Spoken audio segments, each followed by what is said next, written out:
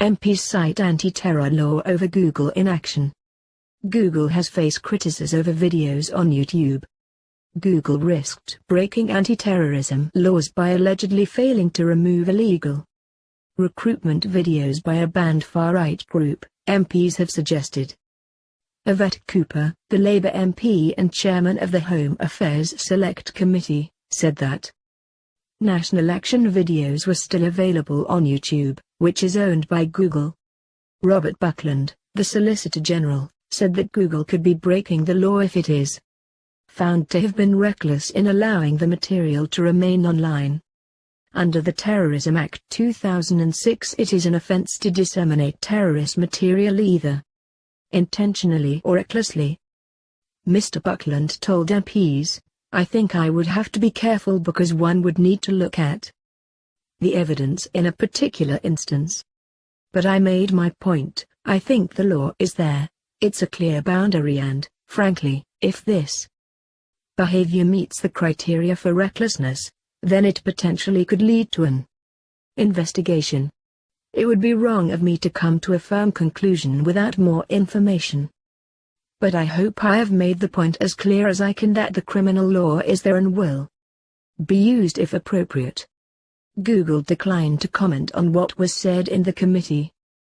Last week, Peter Barron, of Google, told the committee that the sheer volume of material uploaded to YouTube made it difficult to police, but that the company took action when content was flagged. "We have 400 hours of video uploaded onto YouTube every minute, which is an extraordinary amount of content," he said on March 14. "Clearly, we don't want illegal content on our platforms, and when flagged to us we remove that as quickly as we possibly can." Google has promised a tougher stance on hateful content as it announced changes to its advertising policy following an outcry and boycotts from advertisers over their content appearing alongside extreme material. Companies that have been known to withdraw advertising from Google include Marks & Spencer, HSBC, Royal Bank of Scotland, Lloyds, BBC, McDonald's, L'Oreal, Harvey's. Marks & Spencer, the BBC and the government were among the organizations to suspend their advertising on YouTube after it emerged ads had in some cases appeared on videos posted to the site by extremist groups. The technology company apologized and said it would review its advertising policies and systems.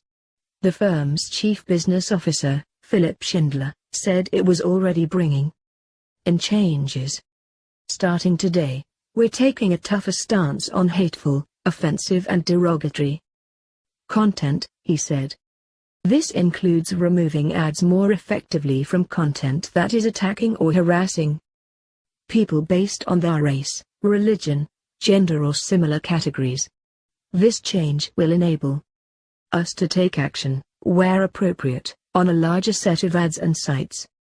The internet giant was criticized by MPs for not doing enough to combat the spread of hate-filled videos on the site, with Ms. Cooper telling the firm it can afford to do far more, far faster to remove such content.